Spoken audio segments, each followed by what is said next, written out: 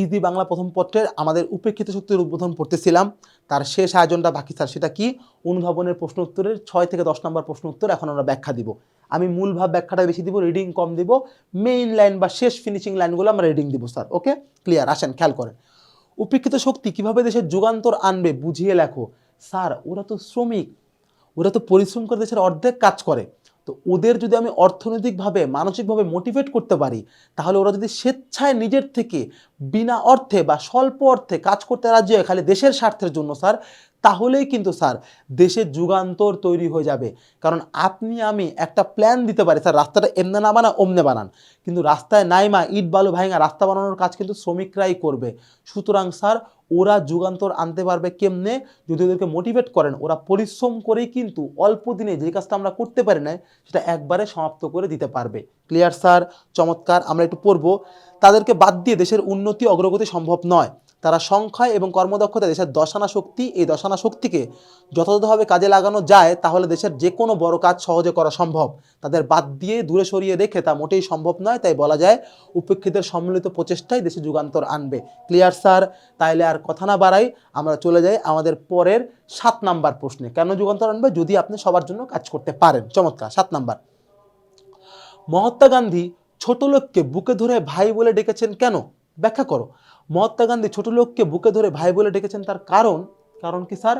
তার কারণ তিনি সমতায় বিশ্বাস করতেন, তিনি অসহায়দেরকে দরিদ্রদেরকে তুচ্ছ করতেন না, তাই তিনি বুকে বলে ভাই বলে স্থান দিতেন।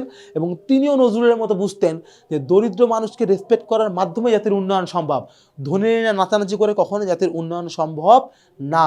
Clear sir? চমৎকার। এইবার আমরা চলে যাই উপরের দিকে স্যার 8 নাম্বার প্রশ্নে। আর তার আগে 7 নাম্বার প্রশ্ন দু একটা লাইন পড়ি স্যার। দেখেন, মানুষের প্রতি সম্মানবোধ থাকার কারণে সাধারণ মানুষকেও তিনি ভাই বলে ডাকতে পেরেছেন, মানে মহাত্মা গান্ধী তাদের সঙ্গে নিজেকে এক কাতারে দাঁড় করাতে পেরেছেন।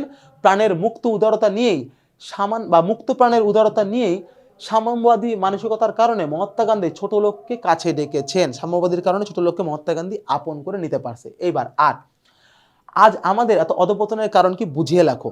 আজকে আমাদের এত অধপতন হইতেছে কেন স্যার? এর মূল কারণটা কি? কবি সাহেব বলতেছে আজ আমাদের এত অধপতনের কারণ হচ্ছে দেশের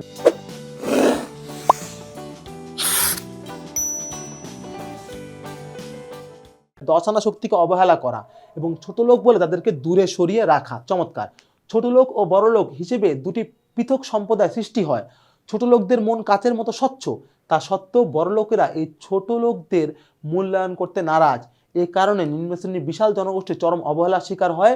তাই আমাদের এত অধপতন, মূল কারণ কিন্তু বৈষম্য, মানুষকে মানুষ বলে মূল্যায়ন করে না বলেই আজকে জাতির এত অধপতন। Clear sir? আগের অনুধাবনে লাইনটা আমি পাইছেন আমি শিওর। এইবার, ইহা তো আত্মার ধর্ম নয়, এই ব্যাখ্যায় আমি আর কত দিব স্যার? আগেও দিচ্ছি স্যার। আত্মার ধর্ম নয় কোনটা? মানুষকে ছোট করা, তুচ্ছ করা।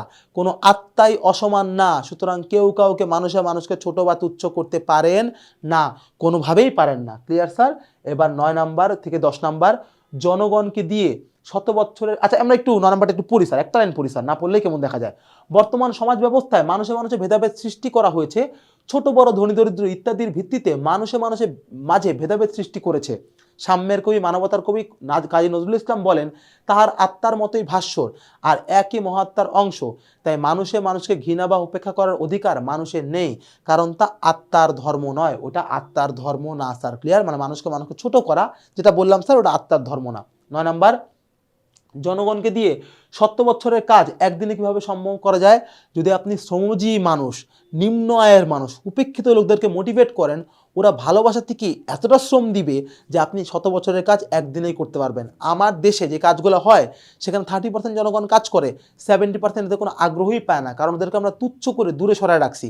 কবি সাহেব বলতেছেন যদি ওদেরকে ভাই মূল্যায়ন করা যায় তাহলে 100 বছরের কাজ একদিনেই করা যাবে। আমরা একটু দেখি স্যার, তাদেরকে মানুষ ভেবে ভাই বলে ডাক দেওয়ার উদারতা থাকতে হবে স্যার। মিলল আমি যেটা বললাম, তাদের ভিতরে শক্তির উন্মেষ ঘটালেই 100 বছরের কাজ একদিনে সম্পন্ন করা যায়।